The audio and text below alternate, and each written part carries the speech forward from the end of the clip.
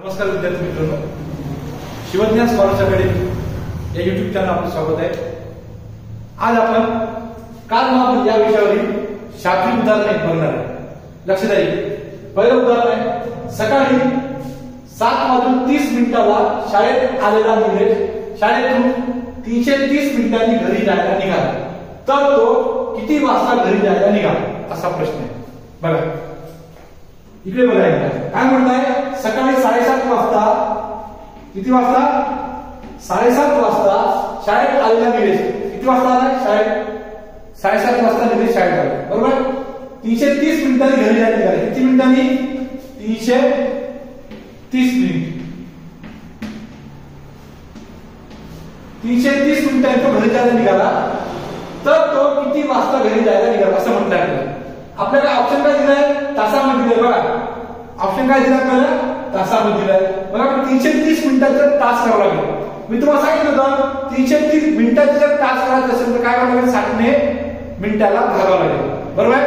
330 भागिले 60 करायचं, 330 भागिले 60, बघा काय येणार, 6 शून्य शून्य कट झाले, बरोबर आहे। मग किती झाले, 33 भागिले 6, बघा इकडे 6 × 6 = 30, 5 ने भाग जातो, बरोबर। किती राहिले, 3, किती राहिले शिल्लक, 3, 5 तास 30 मिनिटे, किती याचं काय आलं, 330 मिनिटात काय आलं, 330 मिनिटात काय आलं उत्तर आपलं, 330 मिनिट बरोबर 5 तास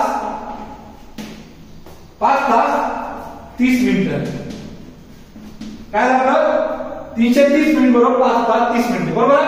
मग आपल्या 7:30 मध्ये 5 तास 30 मिनिटे मिळवावं लागेल, बरोबर आहे। 5 तास 30 मिनिटं आपल्याला काय करावं लागेल, मिळवावं लागेल। जे आपल्या मिनिटाचं काय केलं, तासामध्ये रूपांतर केलं, मग ते आपण मिळवलं, बरोबर आहे। इकडे बघा 0 3 3 6, मग काय झालं, तासा एका मिनिटाला मिनिट दिले, तासा एक तास, 7 × 5 = 12 तास 60 मिनिट आले। पण 60 मिनिटात का 1 तास कन्वर्ट होईल, बरोबर आहे की नाही। आपण कसं करतो, 60 मिनिटात 1 तास इथे कन्वर्ट करतो, मग काय 1 तास इथे कन्वर्ट केला आहे आणि याला वजा 60 केलं, बरोबर आहे।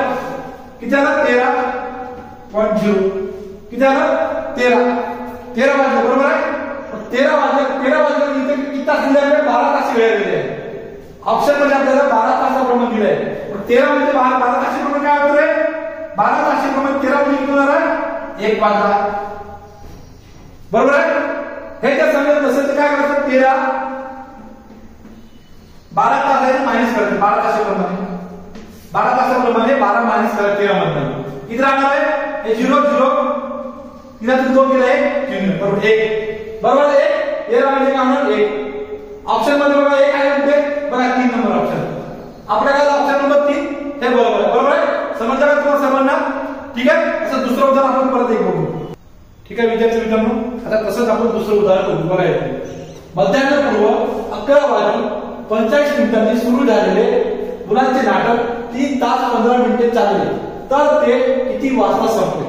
काय म्हटलंय, एक मुलांचे नाटक आहे मध्यान्हपूर्व म्हणजे काय होते, दुपारपूर्व म्हणजे 12च्या आत, कळलं का।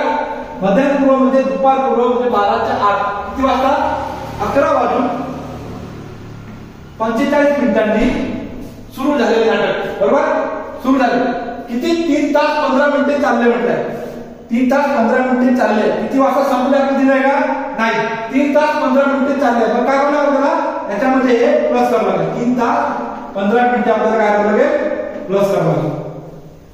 बघा 5 × 5 = 10, 0 हाताने 4 ने 5 × 1 = 6, 3 ने 4, 1 किती झालं, 14 तास 60 मिनिटे आले, 14 तास 60 मिनिटे आले, परंतु 60 मिनिटाचा 1 तास होतो, 60 मिनिटाचा 1 तास, इकडचा 1 तास 60 मिनिटाचा 1 तास आपण इकडे घेणार आणि काही 60 वजा करणार, बरोबर आहे। मग किती होणार, 15,